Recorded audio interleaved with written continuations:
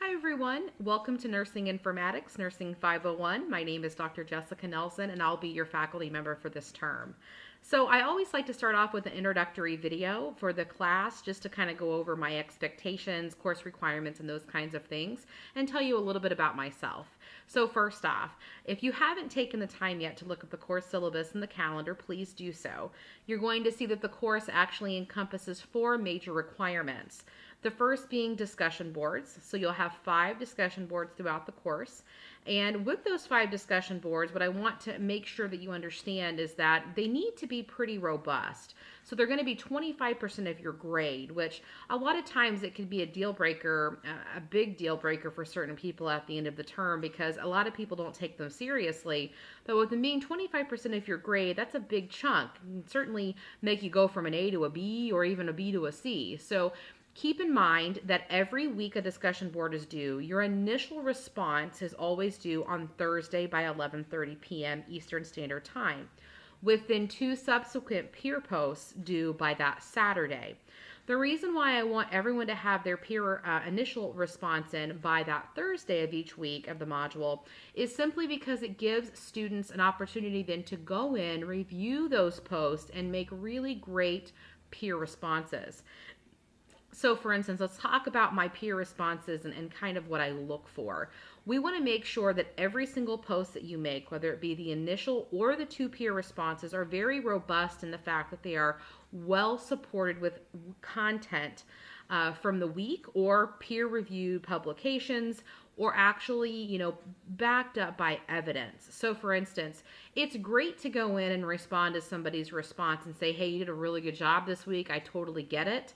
But I want you to bring a different piece into the response. I want you to make sure that you are identifying with the content, bringing forth additional content, maybe asking the initial responder, hey, did you think about this? And then bringing up another topic. So again, that initial response needs to be well supported, documented with the text for the week, or maybe peer-reviewed journal articles, research, maybe a really good article that you found online. Make sure that you're in-text citing within the discussion boards, and then making sure that reference goes on the bottom of your post. And then doing the same for your 2 peer responses. So a total of 3 responses or actual posts for the week are due. Remember, Thursday and Saturday are your keys by 11:30 p.m. Eastern Standard Time. In addition, you're going to have 5 quizzes, and they're kind of, sporadically put throughout the course. I'll try the week of the quiz really to kind of have you narrow down some content so you know exactly what I'm looking for on the quiz.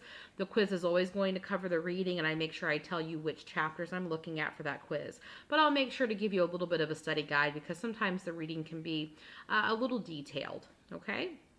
In addition to that, you have PowerPoints that go with and coincide with every single chapter in the book that you're responsible for, and there are PowerPoint with audios there. I've done the lectures, not every week, but I do help narrow down and focus some of the information for the chapters, okay?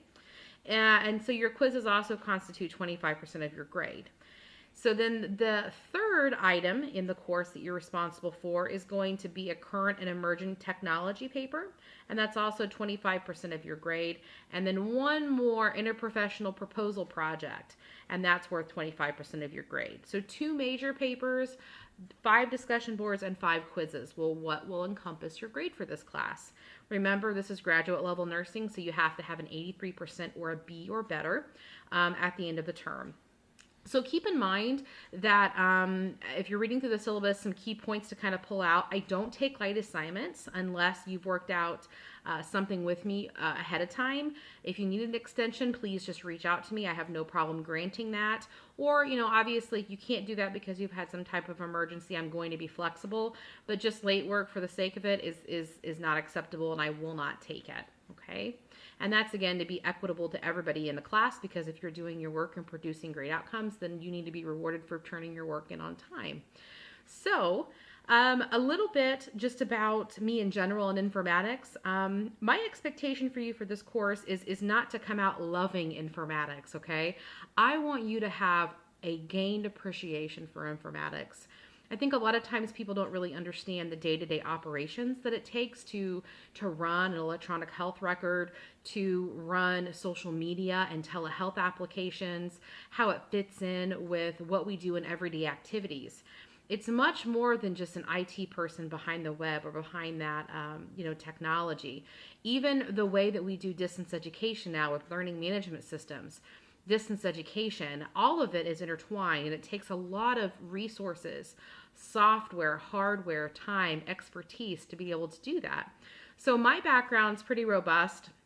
My master's thesis, actually, because my master's is in administration, was actually implementing a electronic health record within an acute care setting.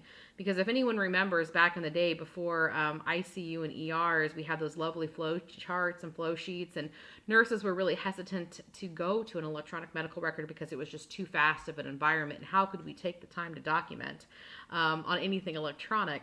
So I kind of found my love and my passion for informatics within my own master's degree, and then went on to develop telehealth technologies with the Department of Veterans Affairs.